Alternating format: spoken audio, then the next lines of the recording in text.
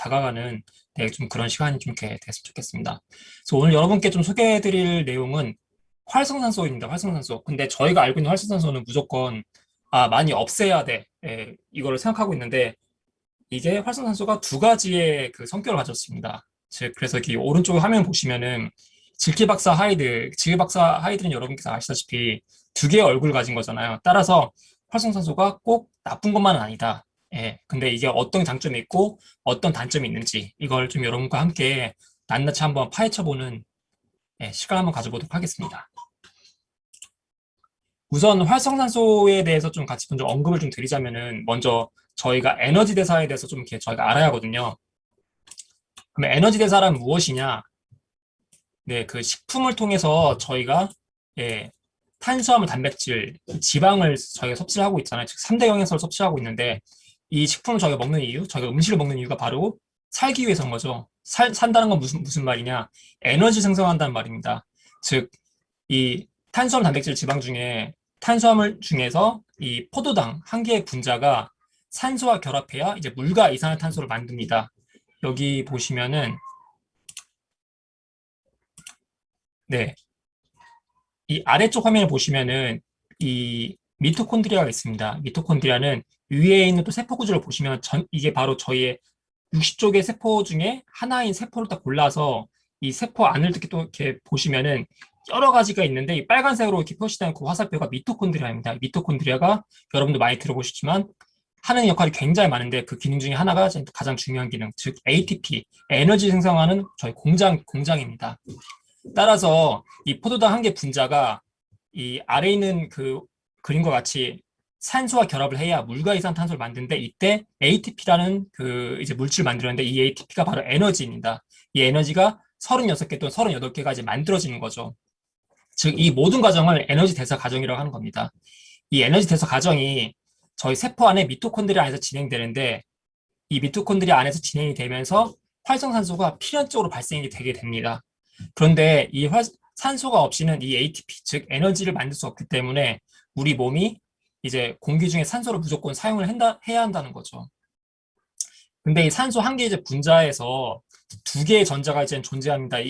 이거는 이제 제가 다음 슬라이드 좀 더 보여드리겠는데 이 중에 전자 한 개가 이제 잊어버렸기 때문에 이 산소가 굉장히 불안정한 상태입니다. 굉장히 불안정한 상태.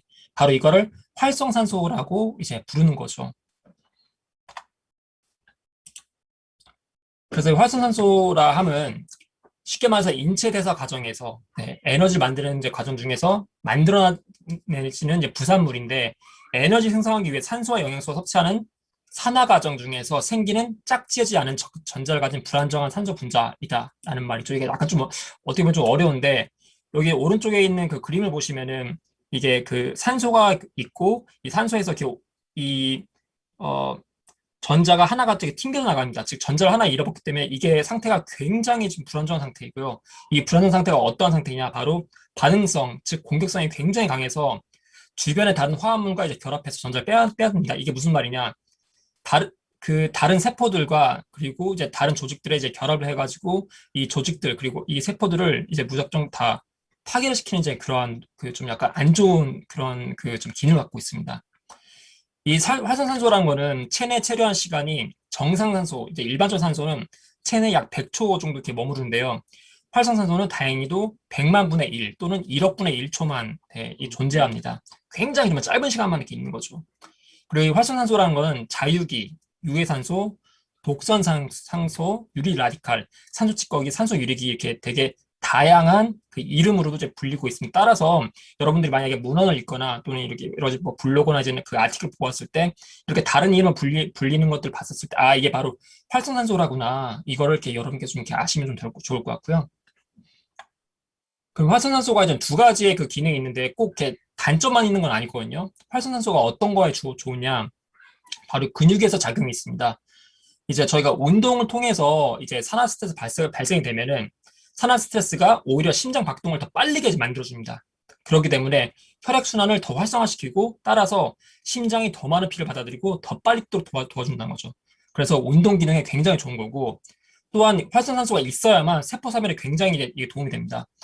활성산소가 많아지면 당연히 이 조직 그리고 세포에 이제 피해가 가는데 바로 이거를 다른 말 세포 사멸이라고 부르는데요.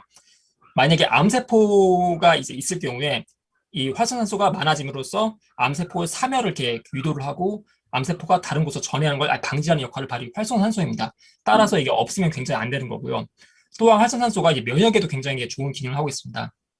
백혈구가 세포와 다른 장기로 이제 부착, 즉 이렇게 접촉이 될 수 있도록 이렇게 도와주고, 또 염증이 발생됐을 때 그 염증 부위에 활성산소가 면역세포가 이제 이동할 수 있는 걸 이제 도와주는 거죠. 따라서 활성산소가 또 굉장히 또 좋고, 또 줄기세포라는 게 있어요. 줄기세포라는 거는 다른 세포, 즉 이제 다른 종류의 세포로 약 210여 가지의 종류의 세포로 변환될 수 있는 그런 포텐셜, 즉 가능성을 갖고 있는 바로 줄기세포인데, 이 줄기세포가 분화, 즉 발전할 수 있도록 도와주는 게 바로 활성산소라는 거죠. 그래서 굉장히 중요한 거죠.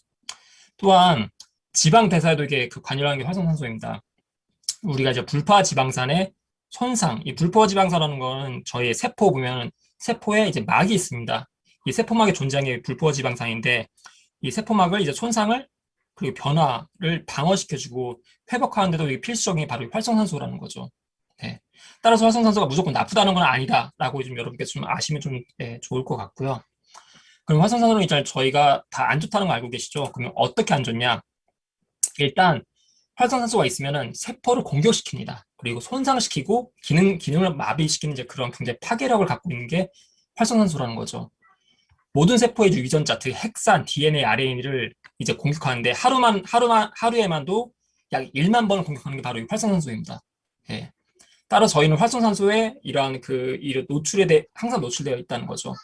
뇌세포 같은 경우는 치매가 걸릴 수 있는 확률이 굉장히 높아지고, 눈세포에 관여할 경우에 백내장, 시력 감소, 피부세포는 주름, 피부암, 그리고 췌장에는 췌장암, 당뇨병, 신경 조직에는 간질환, 미토콘드리아는 이제 세포 사멸을 유발을 하고, 이제 유전자에 이게 공격이 될 경우는 암세포를 이제 생성할 수 있습니다. 그리고 활성산소가 이제 면역 기능을 이제 저하시킬 수 있는데, 바로 백혈구 중에 이제 임파구, T임파구, B임파구라는 거 있는데, 이 임파구들의 활동을 저하시키는 게 바로 활성산소입니다. 특히 임파구 같은 경우는 그 암세포를 이제 저하시키고 이제 공격하는 이제 그런 되게 중요한 그 역할을 하는 것인데, 면역 기능이 저하되기 때문에 활성산소를 최대한 줄이는 게 중요하겠죠. 네. 또한 이 심혈관 질환을 유발하는 게 활성산소입니다.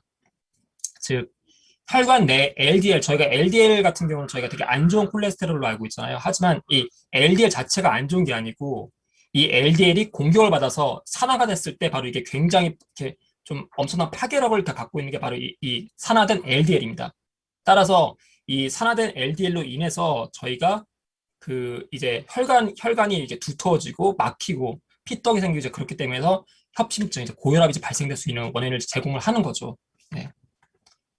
그리고 활성산소가 어떻게 발생이 되느냐? 바로 저희가 살아가는 것 자체가 이제는 활성산소가 발생이 될 수밖에 없습니다. 아까 그 말씀드린 것처럼 에너지 대사 과정에서 필수로 이게 나오는 게 활성산소인데, 즉 저희가 받아들이는 산소 중에 약 1에서 2% 정도가 발생되는 게 바로 활성산소입니다. 따라서 무조건 나오는 게 활성산소인데, 저희가 과하게 호흡을 할 때, 또는 뭐 과하게 운동을 할 때, 많이 밥을 먹을 때, 또는 뭐 많이 이렇게 음주를 할 때, 자해를 받는다거나 스트레스 많이 받을 때, 특히 스트레스 많이 받을 때 활성산소가 굉장히 많이 발생이 되고요. 그리고 혈액순환 장애가 있는 분들, 만성 질환이 있는 분들, 당뇨병이라든지 이제 신장 질환을 갖고 계신 분들, 전자기기를 이제 많이 많이 이렇게 다루시는 분들, 화학물질에 많이 노출되신 분들, 인스턴트 식품, 가공식품들 많이 이제 드시는 분들은 활성산소에 굉장히 노출되어 있다는 거죠. 따라서 이 활성산소를 어떻게 해야 이제 저희가 줄일 수 있느냐? 그리고 활성산소를 저희가 줄이기 위해서는 저희 몸에서 발생되는 이제 그런 효소들이 있는데, 그런 효소들의 종류는 무엇이고 활성산소들을 줄일 수 있는 방법에 대해서는 다음 주에 같이 한번 논의를 드리도록 하겠습니다. 네, 감사합니다.